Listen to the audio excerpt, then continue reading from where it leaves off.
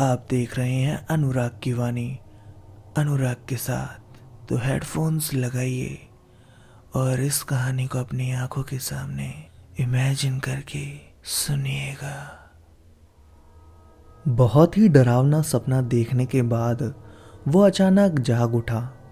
उसकी सांसें तेज तेज चल रही थी, चेहरे पर एक खौफ नजर आ रहा था। तभी उसके मोबाइल का अलार्म बज उठा। हालांकि वो जग चुका था, लेकिन जब अलार्म बजा तो उसकी जान में जान आई। अलार्म बंद करने के बाद पास ही पड़ी पानी की बोतल उठाई और पूरी की पूरी अपनी हलक के नीचे उतार दी और पास ही स्विच बोर्ड की तरफ हाथ बढ़ाकर लाइट ऑन की। हे भगवान, कैसा डरावना सपना था। अगर सच में होता तो जीते जी मर ही जाता मैं तो। अपने दिल पर हाथ रखकर मन ही मन बड़बड़ाया। फिर उठकर अलमारी से टॉवेल निकाला और बाथरूम में घुस गया। नहाते नहाते ही उसे कुछ आवाजें सुनाई दी। पहले तो वो कान लगाकर सुनने की कोशिश करता रहा, लेकिन फिर आवाज बंद हो चुकी थी। उसने इग्नोर किया और नहाकर बाथरूम से बाहर आ गया और आईने में देखकर बाल बना रहा था। तभी उसे अपने पीछे एक टेबल पर रखी लकड़ी की नाचती गुड़िया आईने में से ही दिखाई दी, जो पास की खिड़की से आ रही हवा से नाच रही थी। वो तब से आईने से ही उसे देखे जा रहा था।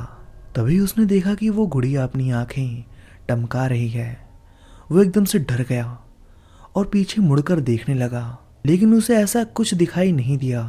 फिर से उसने आईने में देखा, तब भी उसे कुछ नहीं दिखाई दिया। हंसते हुए उसने अपने ही सर पर टपली मारी और अपना फोन उठाया और रूम पर लॉक लगाकर अपनी गाड़ी में बैठकर रवाना हो गया। तभी उसके फोन पर एक मैसेज आया। मैसेज में एक लोकेशन दी गई थी जहां आज की शूटिंग थी और उसे जाना था। वो मुंबई का जाना माना अभिनेता था। नाम था अमृत कपूर। फिल्म इंडस्ट्री में आए हुए उसे ज़्यादा वक्त नहीं हुआ था। अब तक वो 2 हॉरर बॉलीवुड मूवी में काम कर चुका था। आज फिर एक नई मूवी की शूटिंग स्टार्ट हो रही थी। उसे पहले ही एक लोकेशन बता दिया गया था, लेकिन अब मैसेज में दूसरा लोकेशन आया है और साथ ही लिखा गया था कि उसे जल्दी ही पहुंचना है, रात होने से पहले ही। अजीब बात है, इन लोगों को अचानक क्या हुआ, एक ही दिन में लोकेशन चेंज कर दी। कॉल करके पूछता हूँ। मन ही मन बड़बड़ाते हुए अमृत ने अपने डायरेक्टर को कॉल किया, लेकिन उसका कॉल नहीं लग रहा था। चलो कोई नहीं, वहां जाकर ही बात कर लेंगे, कहते हुए उसने गाड़ी घुमा ली। अभी वो लोग शूटिंग के लिए सीकर आए हुए थे और वहीं होटल में रुके थे। अमृत उस होटल में जगह नहीं होने के कारण दूसरे होटल में रुक गया था। सीकर से कुछ ही दूरी पर बहुत ही ग्रामीण इलाके हैं। उसी में एक इलाका है दाणी। यह वही इलाका है जहां शूटिंग होने वाली थी, लेकिन अचानक ही शूटिंग के लोकेशन में बदलाव हुआ और वो बदलाव था कि शूटिंग दाणी में ना होकर दाणी के विपरीत जो जंगल है वहां होगी और अमृत उस दिशा की ओर अपनी गाड़ी लेकर बढ़ गया। जैसे जैसे वो जंगल की ओर बढ़ता गया, उसे एक अजीब सी बेचैनी हो रही थी। अचानक से मौसम बदलने लगा, अजीब सी हवाएं चलने लगी थी। आसमान में काले बादल छाने लगे थे और देखते ही देखते उन घने काले बादलों ने सूर्य को एकदम से ढक लिया था। इन सबको अनदेखा कर अमृत बस अपनी ही धुन में जंगल की ओर बढ़ रहा था। जंगल के एकदम निकट पहुंचते ही उसकी गाड़ी का टायर पंचर हो गया। Oh shit!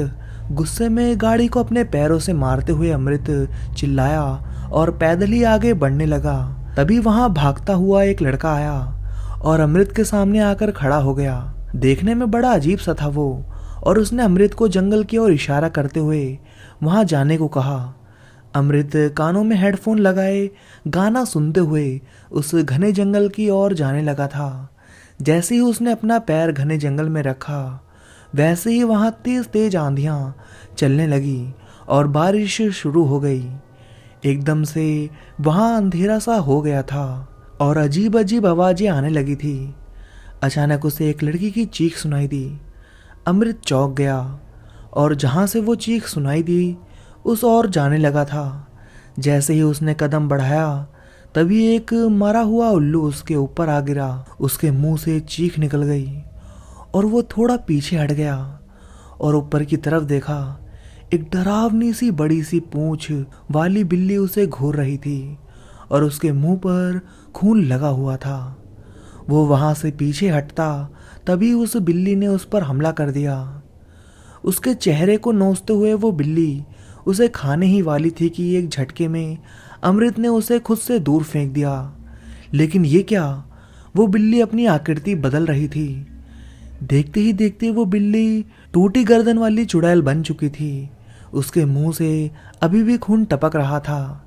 उसके दांत और नाखून बड़े बड़े थे और अंधेरे घने जंगल में उसकी 2 लाल आंखें चमक रही थी। अमृत थर थर कांपते हुए धीरे धीरे पीछे खिसकने लगा और वो आगे बढ़ती गई। पीछे खिसकते खिसकते अमृत किसी से टकरा गया और उसकी चीख निकल गई। उसने पीछे मुड़कर देखा तो एक बड़े बालों वाली खूंखार सी नजर आने वाली लड़की उसे पकड़े हुए थी और उसे घूर रही थी। अमृत को उसका चेहरा दिखाई नहीं दे रहा था। उस लड़की ने अमृत को जकड़ना शुरू कर दिया था, लेकिन कैसे न कैसे करके अमृत ने खुद को छुड़ाया और घने जंगल की तरफ भागने लगा। भागते भागते वो थक कर चूर हो गया और वहीं एक पेड़ के नीचे सुस्ताने बैठ गया। कुछ ही देर में उसे वहीं नींद आने लगी थी। थोड़ी ही देर बाद उसे अपने चेहरे पर कुछ गीला गीला सा महसूस हुआ। उसने अपनी आंखें खोली और मुंह पर हाथ लगाया और देखा तो उसके हाथ पर एक बहुत ही बदबूदार सा कुछ चिपचिपा पदार्थ है। उसने मुंह बिचकाते हुए ऊपर की ओर देखा तो वहां एक सड़े हुए शरीर वाला इंसान जैसा कुछ दिखाई दिया जो उसकी ओर देखकर हंस रहा था। उसके शरीर की बदबू अमृत तक पहुंच रही थी और उसके शरीर से पस निकल रहा था। अमृत सर पर पाँव रखकर वहां से भागा और एक पल के लिए भी नहीं रुका। रात हो चुकी थी। अब उस जंगल में बहुत ही बुरी सी चित्कारें सुनाई दे रही थी। तभी उसने देखा कि जंगल में ही एक जगह से रोशनी आ रही थी। उसे कुछ उम्मीद सी जगी। उसके दौड़ने की रफ्तार तेज हो चुकी थी। अब देखते ही देखते वो वहां तक पहुंचने में कामयाब हो चुका था। वहां एक झोपड़ी सी बनी हुई थी। उसने वहां पहुंचकर आवाज लगाई, कोई है यहाँ? मुझे बहुत प्यास लगी है। कुछ देर कोई जवाब नहीं आया। उसने वापस आवाज लगाई। तभी झोपड़ी में से एक बहुत ही वृद्ध व्यक्ति निकला और खांसते हुए बोला, कौन हो बेटा और इतनी रात गए यहाँ क्या कर रहे हो? बाबा मुझे प्यास लगी है और ये जंगल, यहाँ इस खौफनाक जंगल में आप क्या कर रहे हैं? अमृत ने चारों तरफ देखते हुए पूछा। बेटा ये शापित जंगल है, जो भी यहाँ आता है वो जिंदा नहीं रह पाता, सबके सब पिशाच बन जाते हैं। वो बुढ़ा बोला। तो बाबा आप यहाँ क्या कर रहे हो? अमृत डरते हुए हकलाता सा बोला। ये मेरी जमीन है और मैं इन पिशाचों को अपने वश में करना जानता हूँ, इसलिए वो मेरा कुछ नहीं बिगाड़ सकते। आओ तुम अंदर आ जाओ, घबराओ नहीं।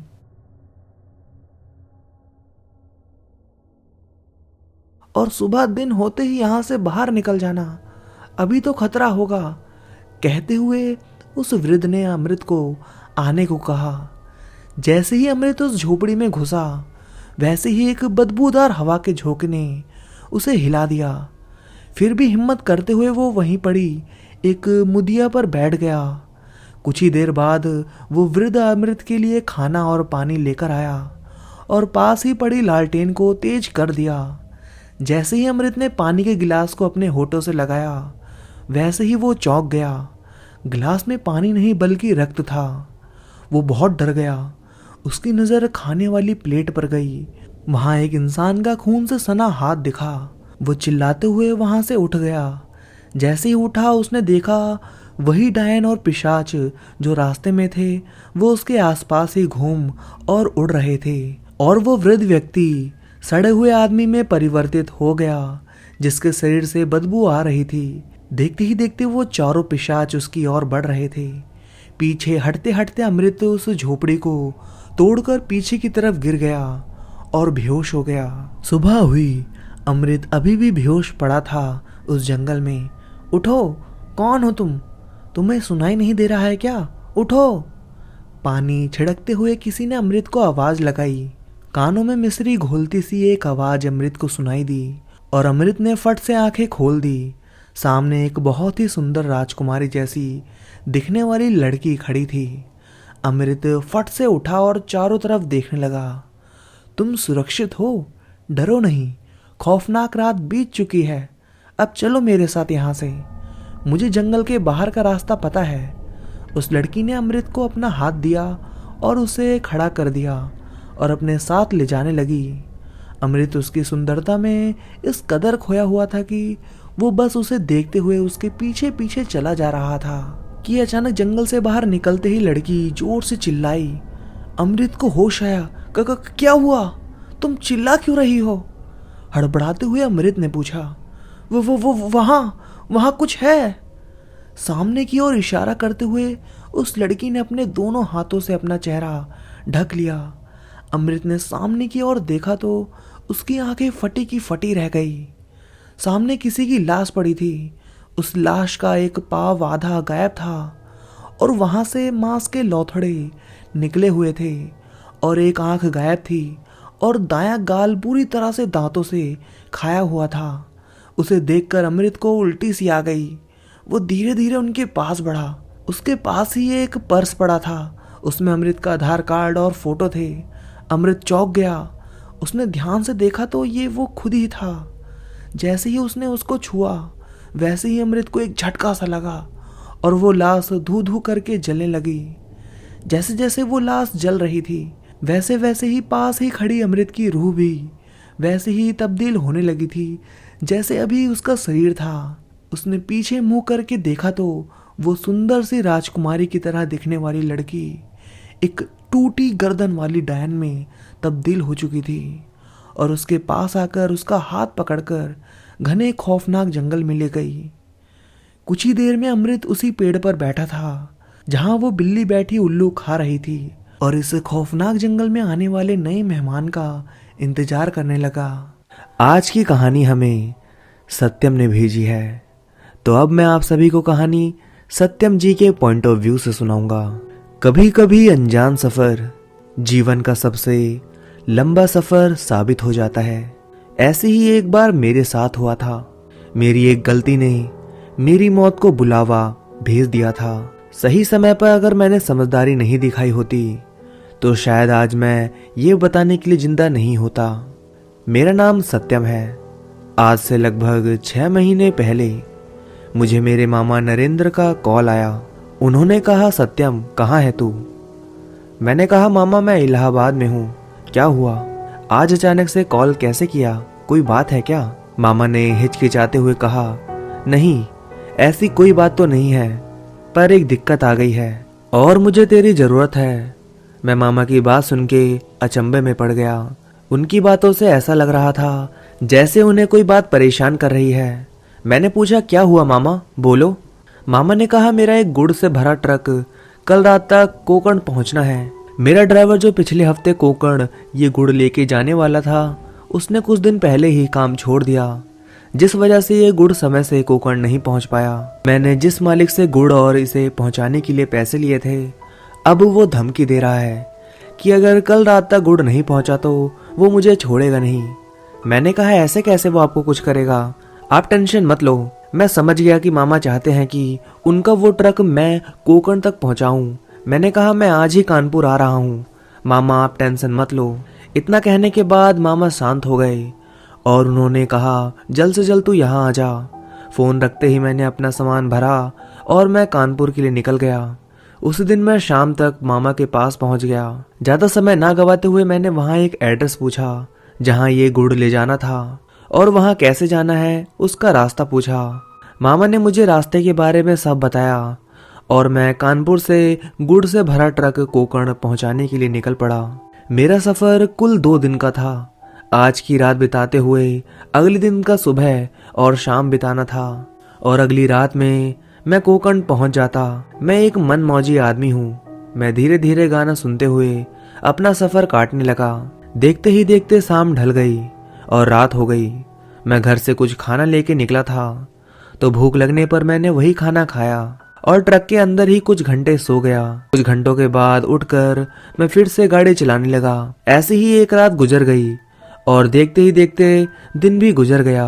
अब मेरे पास कुछ खाने को नहीं था और शाम होने आ गई और अब मुझे भूख लगने लगी। मैंने सोचा कुछ दूर और जाके एक ढाबा देखता हूँ, वहीं रुक के कुछ खा लूंगा। पर मुझे पूरे रास्ते एक भी ढाबा नजर नहीं आ रहा था। भूख के मारे मेरी जान जा रही थी, पर ढाबा दिखाई नहीं दे रहा था।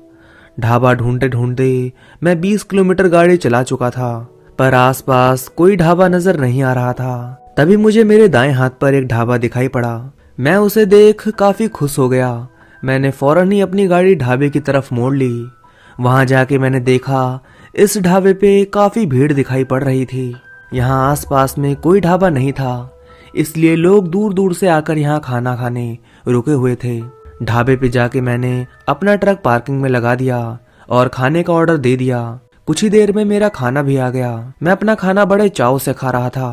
तभी मेरे बगल वाली खाट पे बैठा आदमी बोला, और भाई कहाँ से आ रहे हो? मैंने ध्यान ना देते हुए कहा, तुम्हें उससे क्या मतलब? इतना सुनते ही वो आदमी खाट से उठकर चला गया। कुछ देर मैंने अपना खाना खत्म किया और पैसे देने काउंटर पर चला गया। वहां जाके मैंने खाने के पैसे भरे और ढाबे के मालिक से पूछा, काके मुझे बीहड़ जाना है, यहाँ से और कितनी दूर गाड़ी चलानी पड़ेगी? ढाबे का मालिक हंसते हुए बोला, अरे पापे वहाँ क्या करने जाना है? मैंने कहा, काके बीहड़ में आज रात तक गुड़ पहुँचना है, कितना दूर है यहाँ से? ढाबे के मालिक ने कहा, हाईवे से जाओगे तो 100 किलोमीटर और गाड़ी चलाना पड़ेगा। ढाबे वाला पर अगर पे रुक गया। मैंने कहा, क्या हुआ, बोलो क्या पर अगर? ढाबे वाला बोला, पर अगर तुम काली गांव से होते हुए जाओगे तो 60 किलोमीटर और गाड़ी चलानी पड़ेगी। मैंने कहा, अब तो मैं यहीं से जाऊंगा। पर ढाबे वाला धीमी आवाज में बोला, हाईवे से जाओगे तो जिंदा रहोगे, काली गांव से गुजरोगे तो सच में गुजर जाओगे। ढाबे वाला काफी अजीब तरीके से ये सब बता रहा था। उसे देख ऐसा लग रहा था जैसे वो काफी डरा हुआ हो। मैंने कहा, ये कैसी बातें कर रहे हो? तुम्हें अगर रास्ता नहीं पता तो सीधे सीधे बोल दो ना, ये ऐसे अजीब तरीके से क्यों बोल रहे हो? ढाबे वाला बोला, वहां से गुजरना ठीक नहीं होगा और रात में तो काफी डरावना मंजर होता है। मुझे ऐसा महसूस हो रहा था कि ये कुछ छुपा रहा है, पर मुझे जल्द से जल्द वहां पहुंचना था। इसलिए मैंने कहा, रास्ता बताना है तो बताओ, वरना मैं जा रहा हूँ यहाँ से। ढाबे वाले ने कहा, रुको रुको बता रहा हूँ। यहाँ से 4 किलोमीटर सीधे जाना और फिर बाएं मुड़ के सीधे सीधे चलते रहना, वही रोड तुम्हें बीहड़ ले जाएगी। ढाबे वाले को धन्यवाद बोलकर मैं वहां से निकल गया। मैंने मामा को बता दिया कि कुछ ही देर में मैं पहुंचने वाला हूँ। उन्होंने कहा, ठीक है। जैसे मुझे ढाबे वाले ने कहा था, मैं वैसे ही 4 किलोमीटर तक गया और उसके बाद बाएं तरफ अपनी गाड़ी मोड़ ली। सफर ज्यादा नहीं बचा था, इसलिए मैं गाड़ी काफी संभाल के चला रहा था। जाते हुए मुझे रास्ते में प्यास लग गई, तो मैंने अपनी गाड़ी एक साइड में खड़ी कर ली और बोतल निकाल के पानी पीने लगा। पानी पीने के बाद मैंने एक नजर सड़क पर डाली। पूरा सड़क एकदम सुनसान और डरावना दिख रहा था और इस सड़क से एक भी गाड़ी गुजरते दिखाई नहीं दे रही थी। ये सब देखने के बाद मैं एक बार फिर से गाड़ी चलाने लगा। अभी तक मैंने 35 किलोमीटर गाड़ी चला ली थी। अब बस 22-24 किलोमीटर का सफर और बचा हुआ था। कुछ और दूर जाने पे मैंने देखा कि बीहड़ यहाँ से 12 किलोमीटर दूर है और अब यहाँ से काली गांव शुरू हो रहा है। आगे एक बोर्ड पे लिखा था, सावधान रहें, सतर्क रहें। मैंने जब उस बोर्ड को ध्यान से देखा तो बोर्ड काफी अजीब तरीके से पेड़ पर लटक रही थी। मैंने उस पर ज्यादा ध्यान नहीं दिया और अपनी ट्रक लेके आगे बढ़ता गया। कुछ दूर जाने के बाद मैंने देखा अचानक से एक छोटी बच्ची ट्रक के सामने आ खड़ी हुई। मैंने तुरंत ही हॉर्न बजाया और कस के ब्रेक लगाया। ब्रेक लगाने की वजह से ट्रक रुक गई। मुझे लगा ट्रक से उस बच्ची का एक्सीडेंट हो गया है। मैं तुरंत अपने ट्रक से उतर के उस बच्ची को देखने लगा, पर जब मैं नीचे उतरा तो मेरे ट्रक के आसपास कोई बच्ची नहीं दिखाई दे रही थी। मैंने काफी देर तक यहाँ वहां देखा, पर मुझे कोई दिखाई नहीं दे रहा था। मैंने सोचा वो बच्ची मेरी गाड़ी के नीचे आ गई होगी। मैं फौरन ही झुका और अपनी गाड़ी के नीचे उस बच्ची को ढूंढने लगा, पर वो बच्ची दिखाई नहीं दे रही थी। मैंने सोचा मुझे नींद आ रही होगी, मैं थक गया हूँ और ये सब एक भ्रम है। मैं यहाँ वहां देखकर ट्रक के अंदर चला गया। अंदर जाते ही मैंने अपना मुंह धोया और एक बार फिर से ट्रक चालू कर दिया। ट्रक चालू होते ही मैं वहां से निकल गया। मैंने कुछ दूर ट्रक चलाया ही था कि ट्रक अचानक से सुनसान जगह पर बंद हो गया। गाड़ी बंद होते ही मैं परेशान हो गया। एक तो इतनी रात, ऊपर से इतना डरावना मंजर। मैंने काफी देर तक गाड़ी चालू करने की कोशिश की, पर गाड़ी चालू ही नहीं हो रही थी। कई बार कोशिश करने के बाद भी गाड़ी चालू नहीं हुआ। इस बात से मैं काफी गुस्सा हो गया और मैं गुस्से से ट्रक के बाहर निकला और गाड़ी का इंजन देखने लगा। मैंने जब गाड़ी का इंजन चेक किया तो वो बिल्कुल ठीक था, पर कई घंटे लगातार चलने की वजह से काफी गर्म हो गया था। ये देख मैंने सोचा गाड़ी से पानी लाता हूँ और इंजन में डाल देता हूँ। मैं इंजन खुला छोड़कर गाड़ी के गेट पर गया। जैसे ही मैं वहां गया, मुझे किसी चीज के उछलने की आवाज आई। मैं अपने आसपास देखने लगा, पर अंधेरे की वजह से कुछ भी दिखाई नहीं दे रहा था। मैंने एक बार फिर से इसे अपना भ्रम समझा और ध्यान नहीं दिया, पर जैसे ही मैंने गेट खोला, मैंने गाड़ी के अंदर उसी छोटी बच्ची को देखा जो कुछ देर पहले मेरी गाड़ी के नीचे आ गई थी। ये देख के मैं चौंक गया और जमीन पर गिर गया। जमीन पे यूं अचानक गिरने की वजह से मेरे सर पर लग गई थी, पर मैंने खुद को संभाला और खड़ा हुआ। मुझे ये सब काफी अजीब लग रहा था, पर क्या हो रहा है मेरे साथ ये समझ नहीं आ रहा था। मैं एक बार फिर से गाड़ी के अंदर झांकने लगा, पर इस बार वहां कोई भी नहीं था। मैं इस सब से डर गया था। मैंने फौरन ही गाड़ी के अंदर से पानी की बोतल निकाली और इंजन में पानी डालने चला गया। मैंने डर की वजह से हड़बड़ाहट में आधा पानी इंजन में डाला और आधा पानी गिरा दिया।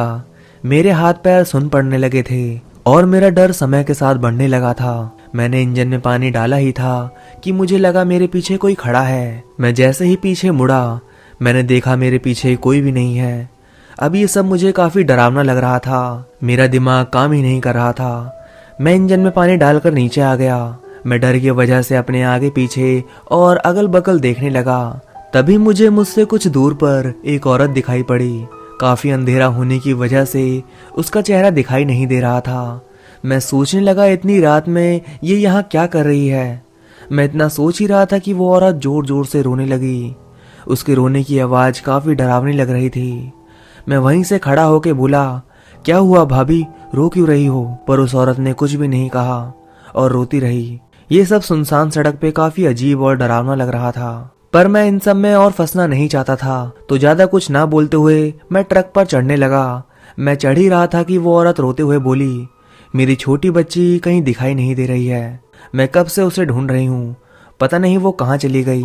बच्ची का नाम सुनते ही मेरा मन पिघल उठा। मैंने कहा, इतनी रात गए आप कर क्या रही हो यहाँ, और कौन है आपकी लड़की?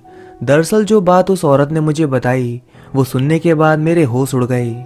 उसने मुझे बताया कि मैं यहीं बगल के गांव से हूँ। मैंने जब उससे पूछा, तुम आधी रात को यहाँ इस सुनसान रोड पे क्या कर रही हो, तो वो बोली, मेरी बेटी कई दिनों से मिल नहीं रही है, उसी को ढूंढने में यहाँ आई हूँ।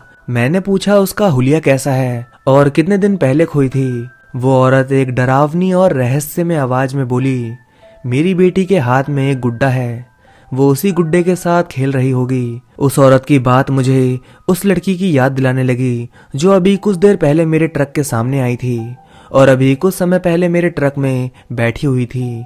मैं ये सब सोच ही रहा था कि वो औरत बोली, क्या तुमने मेरी लड़की को देखा था?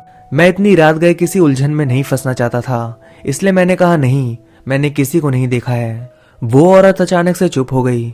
अब तक वो रो रही थी, पर अचानक से वो जोर जोर से हंसने लगी। उसकी हंसी किसी डरावनी चुड़ैल जैसी लग रही थी। मैं उसकी हंसी से और डर गया। अचानक से ये हंसने क्यों लगी? मैंने पूछा, क्या हुआ, हंस क्यों रही हो? वो औरत बोली, अभी कुछ देर पहले मेरी बेटी तेरी ट्रक में बैठी हुई थी और तू बोलता है तूने उसे देखा नहीं।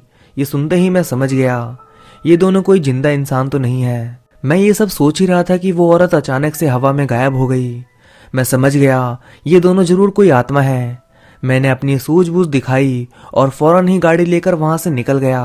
कुछ दूर जाने के बाद मैंने अपनी गाड़ी रोक दी और ट्रक की खिड़की से पीछे मुड़ के उस औरत को देखने लगा। मैं वहां ज्यादा समय रुकना नहीं चाहता था। जब मैंने देख लिया कि मेरे पीछे कोई नहीं है, मैंने फिर से गाड़ी चालू की और वहां से जाने लगा। कुछ दूर गया ही था कि मैंने देखा एक गांव दिखाई पड़ रहा है और शायद यही काली गांव है। मैं अब यहाँ और रुकना नहीं चाहता था, तो गांव को देखकर मुझे ढाबे वाले की बात याद आ गई। उसने कहा था कि काली गांव खतरनाक है। गांव को देखते ही मैं गाड़ी और तेज चलाने लगा।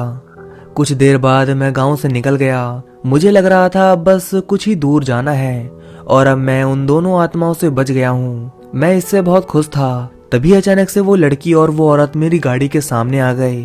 मैं कुछ कर पाता उससे पहले ही मेरी गाड़ी अपने आप मुड़ गई और जाके एक पेड़ से टकरा गई और मैं बेहोश हो गया।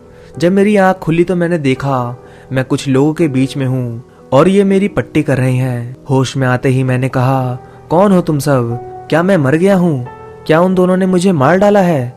मुझे इतना डरा और सहमा देखकर उन लोगों में से एक आदमी ने कहा, नहीं नहीं, तुम जिंदा हो, बस छोटी मोटी चोटें लगी हैं और हम तुम्हारे घाव भर रहे हैं। मैंने पूछा, मेरा ट्रक कहाँ है और मैं यहाँ कैसे आया? वहाँ के लोगों ने मुझे बताया, कल रात तुम्हारी ट्रक पेड़ से टकरा गई थी। तुम्हें और तुम्हारे ट्रक को एक बच्चे ने गांव से कुछ दूर पर देखा। उसने ये बात हमें बताई। जब हम ट्रक के पास पहुंचे तो हमने देखा तुम बेहोश पड़े हो और तुम्हें कुछ चोट आई है। तो हम लोगों ने तुम्हें और तुम्हारी ट्रक यहाँ काली गांव में लेकर आ गए। मैंने कहा, मैं जिंदा हूँ, मुझे इस बात पर भरोसा नहीं हो रहा है। कल रात मैंने 2 आत्माओं को देखा। एक तो छोटी बच्ची थी और एक औरत थी। मैंने उसका चेहरा तो नहीं देखा पर वो काफी डरावनी लग रही थी। जब मैं गांव से गुजर रहा था तभी अचानक से वो दोनों मेरी गाड़ी के सामने आ गए और मेरी गाड़ी का स्टीयरिंग अपने आप घूम गया और मेरी गाड़ी पेड़ से लड़ गई। मैं जब ये सब उन्हें बता रहा था तो उनमें से किसी के चेहरे पर भी डर का नामो निशान नहीं था। उल्टा वो लोग ऐसे खड़े थे जैसे ये कोई आम बात हो। मेरी सारी बातें सुनने के बाद उनमें से एक आदमी बोला, ये यहाँ के लिए नया नहीं है। मैंने पूछा, नया नहीं है? इसका क्या मतलब है? तो उस आदमी ने कहा, आज से 4-5 महीने पहले चिंकी अपने गुड्डे के साथ खेल रही थी। खेलते खेलते वो सड़क की तरफ चली गई। वो खेलने में इतना मगन थी कि उसने देखा ही नहीं वो सड़क पर जा पहुंची है। जब चिंकी की माँ ने चिंकी को रोड पर देखा तो वो भागते हुए रोड की तरफ गई, पर उन बेचारों की किस्मत खराब थी। सामने से आता एक ट्रक उन दोनों पर चढ़ गया और उन दोनों को कुचल डाला। ट्रक ड्राइवर इस सब से बहुत डर गया और अपनी ट्रक लेके यहाँ से भाग गया। इस हादसे के बाद से कई लोगों को चिंकी और उसकी माँ की आत्मा दिखाई देने लगी। उन्होंने कभी किसी को चोट नहीं पहुंचाया, बस यहाँ से गुजरने वाले लोगों को डरा के यहाँ से भगा देते हैं। उस दिन से हर रात चिंकी की माँ अंधेरी रातों में अपनी बेटी को ढूंढने निकलती है और यहाँ से आने जाने वाले लोगों को माँ बेटी मिलकर डरा कर भगा देते हैं। अब जाके मुझे ये सारा माजरा समझ आया। मुझे लग रहा था वो दोनों मुझे जान से मारना चाहती हैं, पर ऐसा नहीं था। वो बस मुझे डराना चाहती थी। ये सब सुनने के बाद मेरी जान में जान आई। मैंने गांव वालों का शुक्रिया अदा किया और अपने ट्रक के पास आ गया। मैंने पूरा ट्रक अच्छे से देखा। मेरा कोई सामान कहीं गायब नहीं हुआ था और मेरा ट्रक भी ठीक था। मैं गाड़ी लेकर बिहार के लिए निकल गया। कुछ ही समय में मैं बिहार पहुंच गया। मैंने मेरे ट्रक से सारा गुड़ नीचे उतरवाया और अपने साथ घटी सारी बातें अपने मामा को कॉल पर बताने लगा, पर उन्होंने मेरा मजाक उड़ाया और कहा, तूने पी रखी होगी इसलिए ये सब दिखाई दे रहा था तुझे। उन्होंने मेरी बातों को मजाक समझ लिया और हंसते हुए बोले, जल्दी घर आ जा। मेरे साथ जो घटा वो मेरे लिए काफी भयानक था, पर मेरी बातों पर कोई भी विश्वास नहीं कर रहा था। अगर मैंने समय बचाने के लिए भीड़ का रास्ता ना चुना होता तो आज मेरे साथ ये सब नहीं होता। तो दोस्तों, पहली कहानी यहीं तक थी। तो चलिए दोस्तों, आज की दूसरी कहानी सुनते हैं। तो चलिए दोस्तों, आज की दूसरी कहानी शुरू करते हैं। मेरा नाम तिलक शर्मा है। मैं शहर में काम करके काफी थक गया था, तो मैंने सोचा क्यों ना घूम लिया जाए। तो मैंने अपने दोस्तों के साथ आसाम के बोगीजुली गांव में घूमने का प्लान बनाया। मेरे साथ मेरे 2 और दोस्त जा रहे थे, जिनका नाम संजय और प्रिया था। प्रिया मेरी गर्लफ्रेंड थी और संजय मेरा दोस्त। मैंने सुना था कि बोगीजुली गांव में काफ़ी बड़े बड़े पेड़ पाए जाते हैं। मैं उन पेड़ों को देखना चाहता था, इसके साथ साथ उनकी फ़ोटोज़ निकालना चाहता था और बोगीजुली गांव के लोगों से वहाँ का वातावरण पूछना चाहता था। वहाँ ऐसा क्या है जो इतने बड़े बड़े पेड़ थे और बाकी जगहों पर इतने बड़े बड़े पेड़ क्यों नहीं पाए जाते। 12 फरवरी सोमवार की सुबह हम तीनों बोगीजुली के लिए निकल गए। हम अपनी कार से जा रहे थे, इसलिए हमें जाने का कोई टेंशन नहीं था। करीब 2 बजे हम बोगीजुली से कुछ दूर पहले पहुंच गए। वहाँ जाने के बाद हमें पता चला यहाँ से आगे हम गाड़ी लेके नहीं जा सकते हैं। हमें हमारी कार वहीं पास के लॉन्ज में खड़ी करनी पड़ी। वहाँ से हमारा सफ़र 20 मिनट का था। वहाँ उस लॉज से कुछ ही दूरी पर नाव खड़ी थी।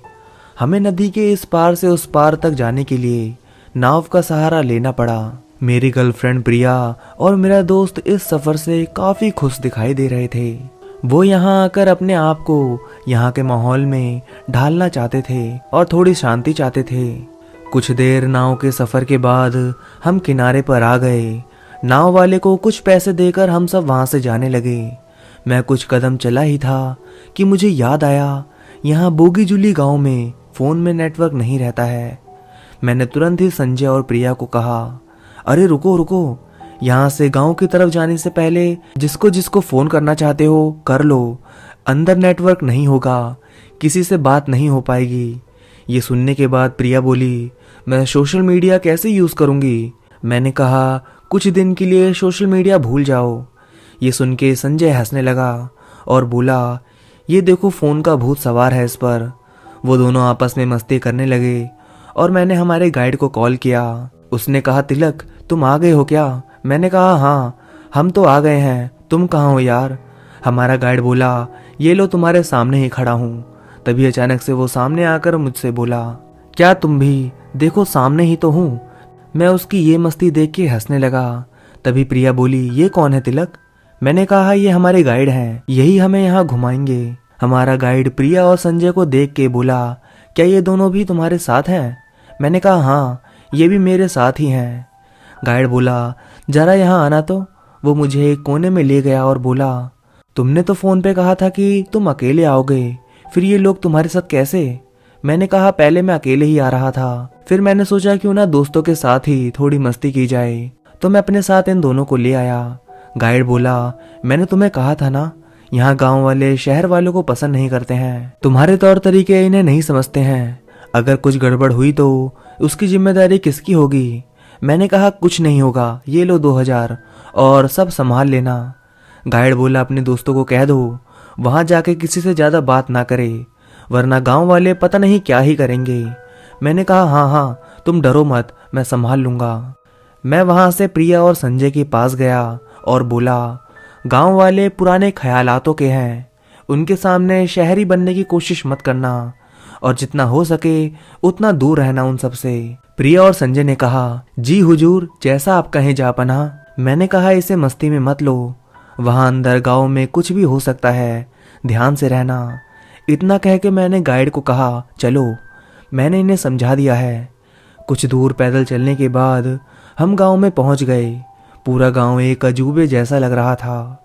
गांव में ना शहर की तरह गंदगी, ना गाड़ी की आवाज और ना तो मोबाइल टीवी का झंझट। हमारा गाइड हमें गांव के मुखिया के पास ले गया और बोला, ये तिलक है जिसके बारे में मैंने आपको बताया था, और ये दोनों तिलक के दोस्त हैं। ये 2-3 दिन यहाँ रुकेंगे और फिर यहाँ से चले जाएंगे। मुखिया ऊंचे सुर में बोला, इन्हें कह देना ये लोग अपने काम से काम रखें और गांव वालों से दूर रहें। हमारा गाइड बोला, हाँ हाँ मैंने इन्हें सब समझा दिया है, ये लोग कुछ भी गड़बड़ नहीं करेंगे। मुखिया की बात हम सबको अजीब लगी, पर जब हमने गाइड से पूछा ये ऐसे क्यों बोल रहे थे, तो उसने बताया कि ये सब पुराने ख्यालों के हैं। इन्हें लगता है शहर वाले के साथ रह के हम अपनी संस्कृति भूल जाएंगे, इसलिए पूरा गांव शहर वालों से दूर रहते हैं और उनसे बात भी नहीं करते।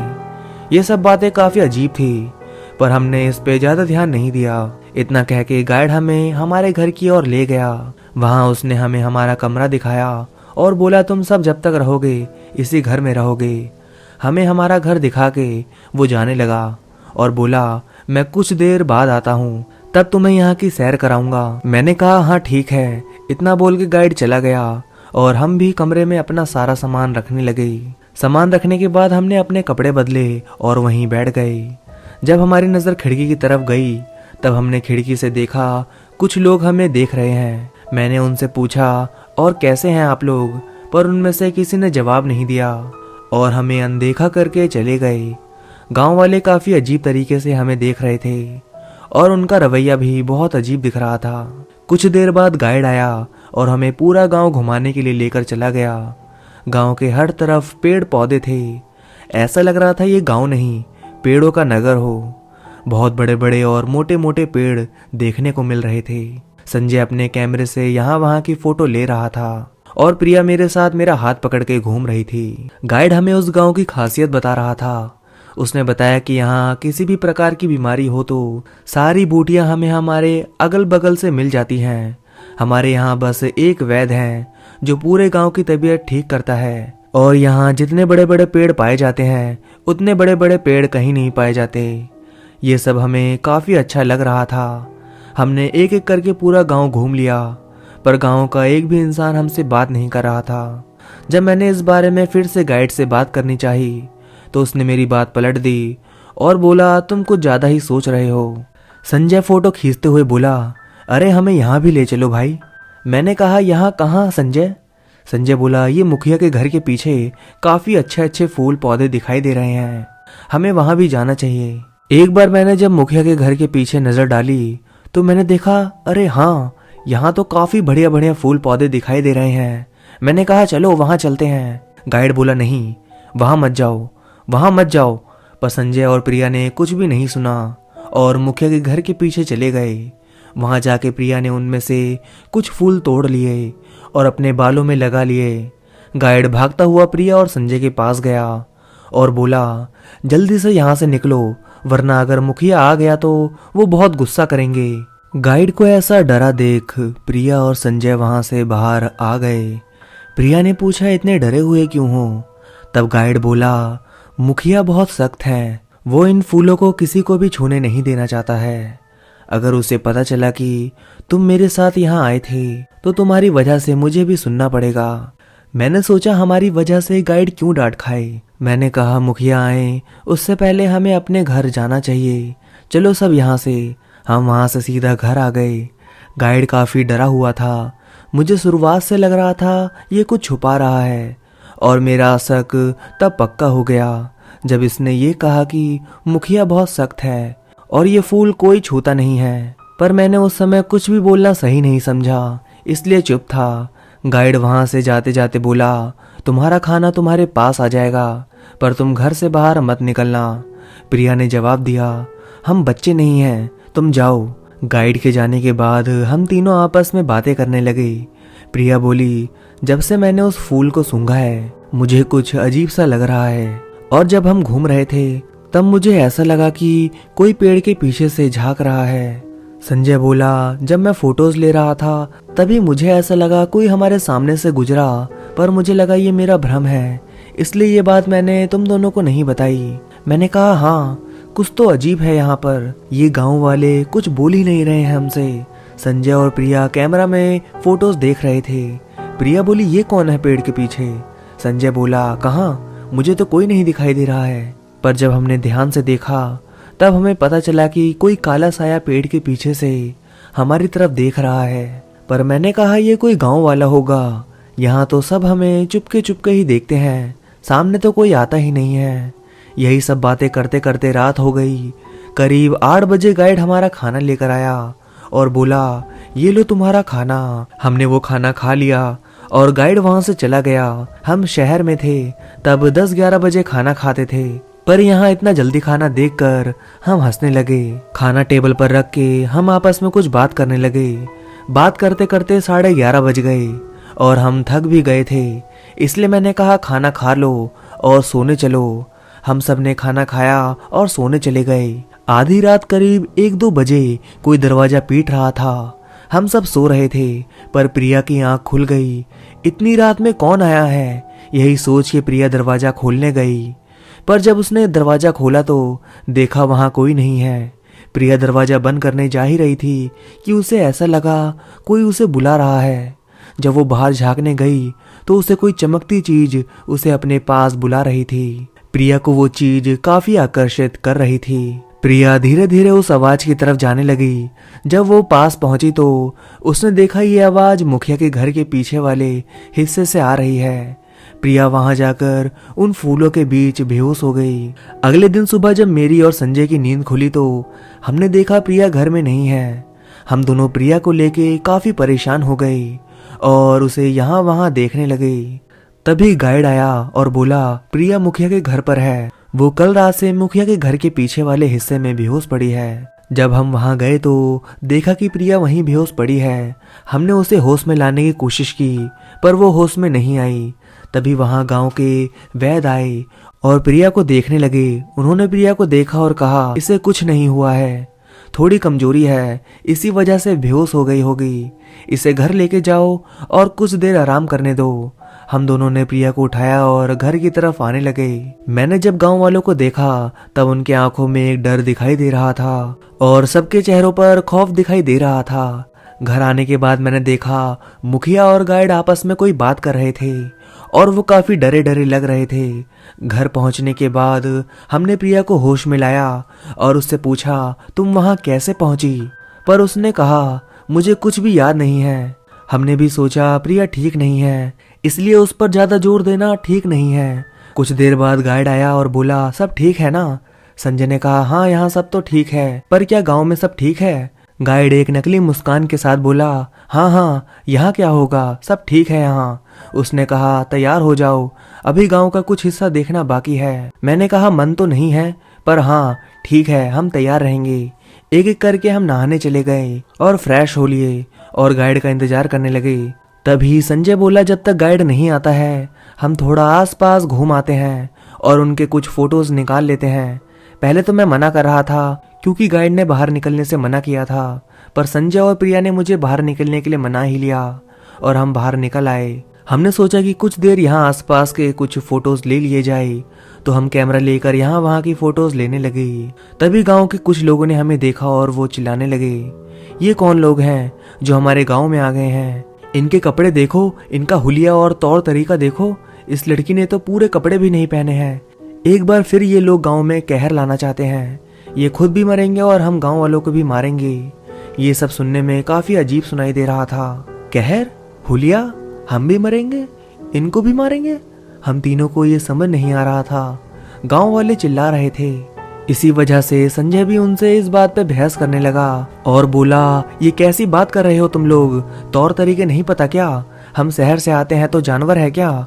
और हमारी वजह से कौन मर रहा है, हमने किसे मारा है? देखते देखते ये बहस काफी लंबी हो गई और वहाँ गांव के सारे लोग जमा हो गए।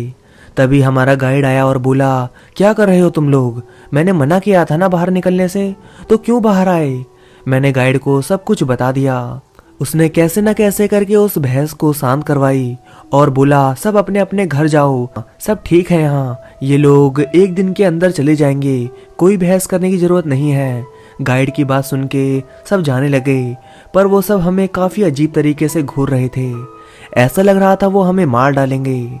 उन सब के जाने के बाद गाइड संजय पर बहुत गुस्सा करने लगा और बोला मैंने कहा था ना ये लोग पुराने ख्याल के हैं, इनसे उलझना नहीं, क्या जरूरत थी बहस करने की? मैंने कहा माफ कर दो मेरे दोस्त को, अब अगली बार से ऐसा कुछ नहीं होगा।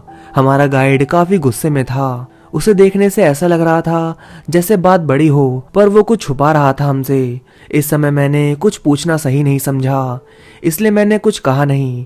मैंने गाइड को कहा आज हम कहीं नहीं जाएंगे, जहाँ जाना होगा कल सुबह जाएंगे और आज पूरा दिन हम घर में ही रहेंगे, कहीं नहीं जाएंगे। गाइड बोला अगर और झगड़ा करना हो या गांव वालों के हाथों मरना हो तो ही बाहर आना, अब तुम्हारा रात का खाना तुम्हारे पास आ जाएगा, घर से निकलने की कोई जरूरत नहीं है। मेरी बेटी खाना लेके आएगी, उसे परेशान मत करना और खाना लेकर उसे जाने देना। इतना बोल के गाइड चला गया और हम सब अपने कमरे में जाकर बैठ गए। पूरा दिन ऐसे ही बीत गया। जैसे ही शाम हुई संजय अपने मोबाइल में नेटवर्क ढूंढने लगा और प्रिया अपना सामान रखने लगी।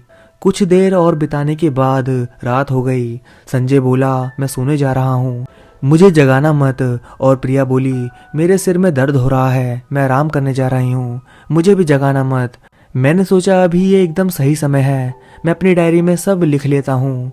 मैं अपनी डायरी में लिखने लगा। कुछ ही समय में पूरी तरह से रात हो गई और मैंने देखा कि प्रिया और संजय दोनों सो गए हैं। मैंने भी अपनी डायरी लिख ली थी और अब मैं भी आज के बहस से काफी थक गया था। मैंने सोचा जब तक गाइड की बेटी खाना लेके नहीं आती है मैं थोड़ी देर आराम कर लेता हूँ। मैं कुछ देर के लिए लेटने चला गया। मेरी आंख लगी ही थी कि कोई दरवाजे को जोर जोर से पीटने लगा। उसके शोर से मेरी आंख खुल गई। मैंने सोचा गाइड की बेटी खाना लेकर आई होगी। मैं यही सोचकर दरवाजे के पास गया और दरवाजा खोला। मैंने जब बाहर देखा तो मुझे कोई दिखाई नहीं दे रहा था। मैंने सोचा अरे अभी तो दरवाजा ठोक रहा था कोई, कहाँ चला गया। इस बात पर ज्यादा ध्यान ना देते हुए मैं दरवाजा बंद करके एक बार फिर सोने चला गया। मैं सोने जा ही रहा था कि एक बार फिर से कोई काफी जोर जोर से दरवाजा पीटने लगा। मैं एक बार फिर से उठकर बाहर गया और जब मैंने बाहर देखा तो कोई भी दिखाई नहीं दे रहा था। मुझे लगा कोई जानबूझ के हमें परेशान कर रहा है, पर 2 बार ऐसा होने पर मुझे गुस्सा आ गया।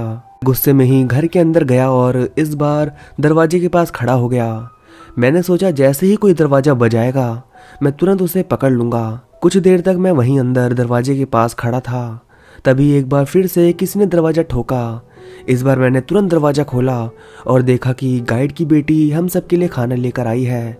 मैं काफ़ी गुस्से में था तो मैंने पूछा तुम ही थी ना जो कब से दरवाजा पीट रही थी? पर उसने कहा नहीं, मुझे नहीं पता। वो इतना बोलकर मेरे हाथों में खाना देकर चली गई। मैंने भी उसे कुछ कहा नहीं और गुस्से से खाना लेकर दरवाजा बंद कर लिया। मैंने प्रिया और संजय को खाना खाने के लिए उठाने की कोशिश की, पर दोनों ने कहा तू खा ले, हम नहीं खाएंगे। ये सुनने के बाद मैंने भी खाना नहीं खाया और वहीं पास के टेबल पर रख के सोने चला गया। अगले दिन जब सुबह मेरी नींद खुली तो मैंने देखा संजय और प्रिया दोनों उड़ गए हैं और आपस में बात कर रहे हैं। मैंने पूछा क्या हुआ, क्या खुसर फुसर कर रहे हो तुम दोनों? संजय ने कहा कुछ नहीं, कल रात पता नहीं कोई बार बार दरवाजा ठोक रहा था और जब मैं बाहर गया तो कोई दिखाई नहीं दे रहा था। मैंने कहा कल रात मैंने भी ऐसा ही महसूस किया, कोई दरवाजा बजा रहा था पर बाहर जाकर देखने पे कोई दिखाई नहीं दे रहा था। तभी संजय ने कहा कल रात प्रिया मैंने तुम्हें बाहर जाते हुए देखा था, मैं नींद में था इसलिए मैंने कुछ कहा नहीं तुम्हें। इतनी रात में क्या करने गई थी बाहर? मैंने जब ये सुना तो मैंने कहा हाँ, कल रात तो दरवाजा खुलने की आवाज आई थी पर मैं भी नींद में था इसलिए यकीन से कुछ भी कह नहीं सकता। पर प्रिया ने कहा नहीं नहीं, मैं कहीं नहीं गई थी। संजय तुमने कोई सपना देखा होगा। संजय ने कहा ये गांव बहुत अजीब है। मैंने कहा हाँ, यहाँ कुछ तो अजीब है। तभी मेरी नज़र उसी टेबल पर पड़ी जिस टेबल पर कल रात मैंने खाना रखा हुआ था। मैंने देखा कि पूरा खाना खत्म हुआ पड़ा है। मैंने सोचा लगता है इन दोनों ने मिलकर पूरा खाना खा लिया। मैंने कहा ये इतना सारा खाना किसने खाया? संजय बोला मुझे नहीं पता, मैं तो रात भर सो रहा था। सुबह जब नींद खुली तो इस टेबल पर कोई खाना नहीं था, पर जब मैंने प्रिया को देखा तो उसके कपड़ों पर खाना लगा हुआ था। जब मैंने उससे पूछा क्या तूने खाना खत्म किया है तो उसने इस बात से साफ साफ मना कर दिया। मुझे ये बात काफ़ी अजीब लग रही थी कि इतना सारा खाना प्रिया अकेले कैसे खा गई, पर उस वक्त मैंने प्रिया को कुछ भी नहीं कहा। उठकर बाहर जाने लगा तभी मैंने देखा गाइड घर के बाहर खड़ा होकर हमारी सारी बातें सुन रहा है। मैंने कहा और भाई क्या कर रहे हो? तो उसने कहा चलना नहीं है क्या, सुबह हो गई है। वो बोलते समय काफ़ी अटक अटक के बोल रहा था, ऐसा लग रहा था किसी बात से वो डरा हुआ है। पर जब मैंने उससे कहा क्या हुआ भाई, डरे हुए लग रहे हो, पर उसने कहा नहीं नहीं ऐसी कोई बात नहीं है, जल्दी तैयार हो जाओ, चलना भी तो है हमें। मैंने कहा 30 मिनट रुको, मैं तैयार होकर आता हूँ। उसने कहा मैं यहीं बाहर खड़ा हूँ, तुम आओ। मैं अंदर जाकर फ्रेश होने लगा और कपड़े बदलने लगा। कुछ देर बाद मैं संजय और प्रिया के साथ बाहर आया और बोला चलो कहाँ लेके चल रहे हो हमें? पर जब उसने मेरे साथ प्रिया को देखा तो वो काफ़ी डर गया और कपकपाते हुए बोला ना ना ना नहीं, ये तुम्हारे साथ नहीं चल सकती। संजय बोला तुम पागल हो गए हो क्या, हम तीनों साथ आए हैं और जहाँ भी जाएंगे साथ ही जाएंगे। गाइड बोला नहीं, ये तुम्हारे साथ नहीं जा सकती। गाइड की ये बात सुन के प्रिया को गुस्सा आने लगा। प्रिया एक डरावनी आवाज़ में बोली मैं क्यों नहीं चल सकती इनके साथ? प्रिया की आवाज़ काफ़ी डरावनी लग रही थी। गाइड तो पहले ही प्रिया से डरा हुआ दिखाई दे रहा था, पर प्रिया की आवाज़ सुन के मैं और संजय भी चौंक उठे। प्रिया काफ़ी अजीब तरीके से बोल रही थी और बुरी नज़रों से गाइड को घूरने लगी। प्रिया को ऐसे घूरता देख वो गाइड कांपने लगा। प्रिया बोली मैं भी इनके साथ जाऊंगी, पर गाइड बोला अगर तुम चलोगी तो मैं इन्हें कहीं नहीं लेकर जाऊंगा। प्रिया ये सुनते ही गाइड की तरफ बढ़ने लगी और उसने जबरदस्ती गाइड का हाथ पकड़ लिया और बोली मैं भी चलूंगी। गाइड जोर जोर से चिल्लाने लगा छोड़ो मुझे, जाने दो, मुझे बाकी लोगों की तरह मरना नहीं है, मैं मरना नहीं चाहता हूँ। प्रिया उसे छोड़ने के बदले उसका हाथ और जोर जोर से मोड़ने लगी। गाइड काफ़ी जोर से चिल्लाने लगा। उसकी आवाज़ सुन के आसपास के लोग हमारी तरफ आने लगे। उन सबको आता देख मैं समझ गया कुछ तो गड़बड़ है। प्रिया इतना अजीब कैसे हो गई और ये काफ़ी बदली बदली क्यों लग रही है? मैंने कहा प्रिया छोड़ो उसका हाथ, तुम हमारे साथ नहीं आ रही हो, छोड़ो उसे। ये सुनते ही प्रिया ने गाइड का हाथ छोड़ दिया और मेरी तरफ पलट के लड़के की आवाज में बोली, नहीं मैं भी चलूंगी। पर मैं लड़के की आवाज सुनकर समझ गया था ये प्रिया नहीं कोई और है। मैंने एक बार फिर से कहा, तुम हमारे साथ नहीं आओगी? प्रिया बेहद डरावनी आवाज में बोली, मैं किसी को नहीं छोड़ूंगी, तुम सबको मार दूंगा। प्रिया को ऐसे रूप में देख हम सबकी रूह कांप उठी। उसकी आवाज एक लड़के जैसी हो गई थी और उसकी आंख खून की तरह लाल हो गई थी। मैंने कहा, तुम कहीं नहीं जाओगी, यहीं रुको। इतना सुनते ही वो मेरी तरफ आई और मेरा गला दबाने लगी। देखते ही देखते उसने अपने एक हाथ से मुझे हवा में उठा लिया। मैं छोड़ो छोड़ो कहता रह गया, पर प्रिया मुझे छोड़ने के बजाय मेरा गला और जोर से दबाने लगी। ये देख संजय और गांव वाले तुरंत मुझे प्रिया से छुड़ाने लगे, पर प्रिया मेरा गला काफी जोर से दबाने लगी और सबकी कोशिश करने के बाद भी वो सब मुझे छुड़ा नहीं पा रहे थे। तभी वहां उस गांव के पुरोहित आए। उन्होंने प्रिया पर गंगा जल छिड़का और उसके सिर पर एक लोहे की रोड से मारा। इस वजह से प्रिया ने मेरा गला छोड़ दिया और वो गिरकर बेहोश हो गई। मेरा गला दबाने की वजह से मुझे सांस लेने में दिक्कत होने लगी थी और मुझे कुछ भी समझ नहीं आया अचानक से प्रिया को हुआ क्या है। संजय ने देखा प्रिया बेहोश पड़ी है। वो जब गांव वालों से पूछने लगा, क्यों किया तुम लोगों ने इसके साथ ऐसा और इसे क्या हुआ है जो ये बदल गई है? गाइड ने कहा, इसे शंकर ने अपने वश में कर लिया है। संजय ने पूछा, कौन शंकर? गाइड ने कहा, आज से बहुत साल पहले शंकर शहर से यहाँ इस गांव में आया था। शंकर कोई और नहीं, मुखिया का लड़का था। वो यहाँ 10 साल बाद आया था, पर वो गांव और शहर के माहौल में फर्क नहीं समझता था। जब वो शहर से आया था तब वो गांव वालों को काफी परेशान करता था, पर मुखिया का बेटा होने के कारण कोई उसे कुछ बोल नहीं सकता था और इसी बात का फायदा उठा के वो गांव के लोगों को तंग करता था। उसका तौर तरीके गांव वालों को जरा भी पसंद नहीं आया, पर कोई चाह कर भी कुछ कर नहीं सकता था। एक दिन गांव की एक लड़की कुछ काम से घने पेड़ के इलाके में जा रही थी। जब शंकर ने उसे वहां जाता देखा तो शंकर भी उसके पीछे पीछे वहां गया और उस लड़की को छुप छुप के देखने लगा। काफी देर ऐसे करने के बाद उस लड़की को जब लगा शंकर उसे छुप छुप के देख रहा है तो वो बोली, तुम कब से मुझे पेड़ों के पीछे से देख क्यों रहे हो? शंकर ये सुनने के बाद शंकर पेड़ के पीछे से आया और उस लड़की के साथ जबरदस्ती करने लगा। जब उस लड़की ने कहा, ये सब मत करो, ये गलत है, तो शंकर ने कहा, ये सब मेरे लिए आम बात है। मैं शहर में ऐसा रोज किसी न किसी लड़की के साथ करता रहता हूँ। लड़की के मना करने के बाद भी शंकर नहीं रुका और उस लड़की के साथ जोर जबरदस्ती करने लगा। जब वो लड़की चिल्लाने लगी तो उसकी आवाज सुन के सारे गांव वाले वहां पहुंच गए। शंकर को एक लड़की के साथ जबरदस्ती करता देख गांव वालों का गुस्सा जवाब दे चुका था। उनका सब्र का बांध अब टूट गया था और शंकर को ऐसा करता देख पूरे गांव में आक्रोश भर उठा था और इसी वजह से गांव वालों ने शंकर को वहीं जान से मार दिया। शंकर के मरने के बाद गांव वाले शंकर की लाश मुखिया के पास लेकर आए और उन्होंने मुखिया को सारी बातें बताई। मुखिया गांव वालों पर विश्वास नहीं कर रहा था, पर जब उसने उस लड़की की हालत देखी तब वो अपने बेटे के कामों पर शर्मसार हो गया। मुखिया अपने बेटे को मरा देख काफी उदास हो गया, पर उसके लड़के ने काफी गलत काम किया था। इसलिए मुखिया ने कहा, मैं मेरे बेटे से बहुत प्यार करता था, उसे मैं हमेशा अपने पास रखना चाहता था, पर इसने मेरी नाक कटवा दी भरे गांव में।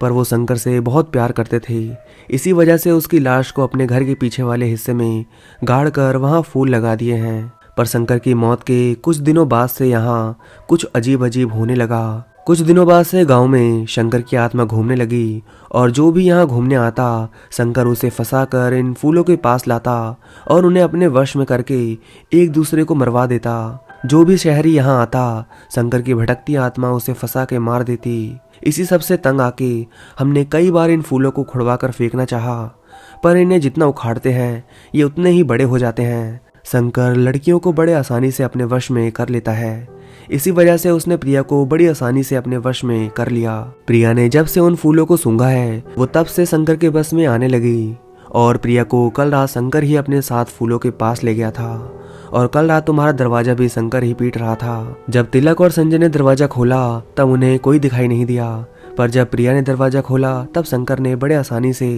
प्रिया को अपने वश में कर लिया। कल रात का सारा खाना प्रिया ने खाया था और उसे खाने पर मजबूर शंकर ने किया था। शंकर प्रिया को पहले ही दिन से अपने वश में करना चाहता था और प्रिया खुद उन फूलों के बीच जाकर शंकर को बुला लाई। और जब आज सुबह मैंने प्रिया को इस हालत में देखा तो मैं समझ गया ये अब प्रिया नहीं रही, इसके अंदर शंकर आ गया है। इसलिए मैंने कहा ये हमारे साथ नहीं चल सकती। अगर ये हमारे साथ चलती है तो ये हम सबको मार देती और शंकर की आत्मा प्रिया की मदद से इस गांव के बाहर चली जाती।